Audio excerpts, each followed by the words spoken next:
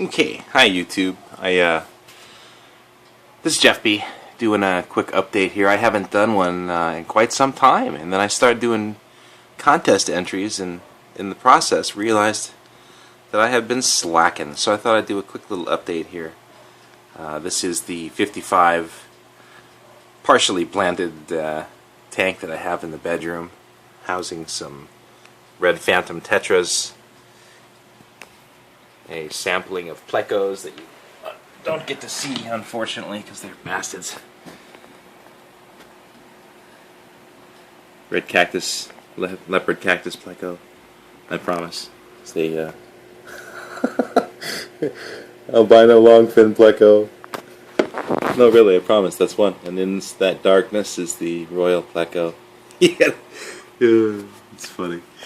So, leaving on this tank, this boring tank, onto my in-process tank. This is the 125 redo. By redo, I mean I'm going back to community rainbow fish style tank. Love the rainbows, love the color, love the variety and the action. So that's the direction this is going to go in. I do have a couple cichlids in here. They're going to hang out in here until they start making trouble, and I expect they probably will as they get bigger, because it's just in their nature to be a little more commanding. I do believe I got 2 males and a female, which is great. I like to maintain their health and hopefully sell them off as a package when they do start getting a little more boisterous. I do have 2 plecos in here. Medusa pleco, L34. I do have a chubby pleco who's stashed in that little thing right there. They're doing okay in this tank. I'd love to I'd love to score another oh, and then oops, sorry, of course my 2 eels, the Tanganyika eel and the fire eel is in there as well somewhere. But I'd love to get a really big tank like this and just fill it with like cardinal tetras or something, and something really small, and then one really massive show pleco. I think that would be dope. But that's not going to happen on this round. Anywho, this is the 125 coming along. Slow process. I'm not really that not in a big rush to get it done. I want to do something different with the background. What's up, sexy? Oh. These, I'm so excited about these. They're still really juvenile, and they're just already showing so much promise.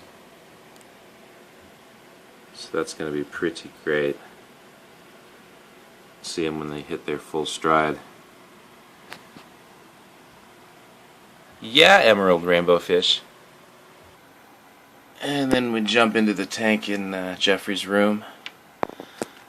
And this is a bit of a weird combo tank too, but have this zigzag eel, pretty comfortable in here. Also this algae eater, the Chinese algae eater. They are the best in my opinion. They do get a little territorial, maybe, when they get bigger. This one I'm really not feeding him. He's forced to live off whatever he can scrape off the walls in here, so he's not getting too big, which I think has a lot to do with it. If you look, I also have a little clown pleco cruising back there. He's pretty shy, but he's tiny too. He's really not much bigger than that cleaner there. I got my old school glow light tetras. Supposed to be 4. I don't know where number. There used to be 5, and then there was 4, and now I don't know no more. Did I suck them out during the water change and didn't notice it? Is that possible? Oh, there's 4. There you go. What's he doing, number 4? And then of course this guy. he was having the top of his fin bit off by the other angel that was in the tank, so I removed it, and he's steadily growing back, feeling better about himself. Pretty distressing to watch him get his ass kicked like that over and over.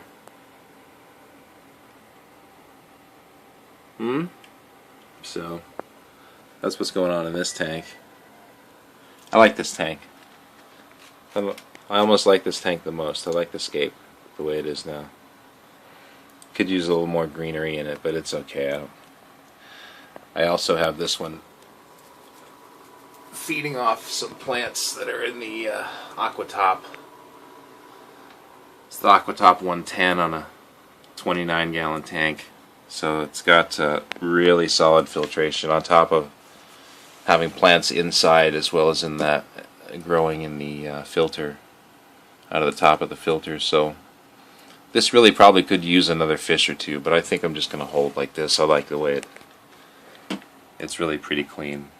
And I don't do shit. I mean, I don't do anything to this tank, you know. It just sort of, this is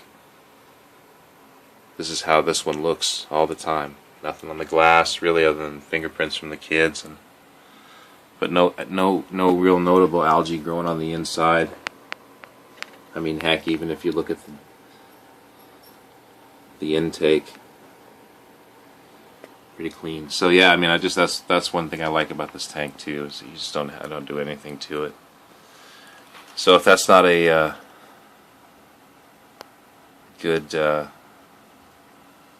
the hell am I trying to talk about?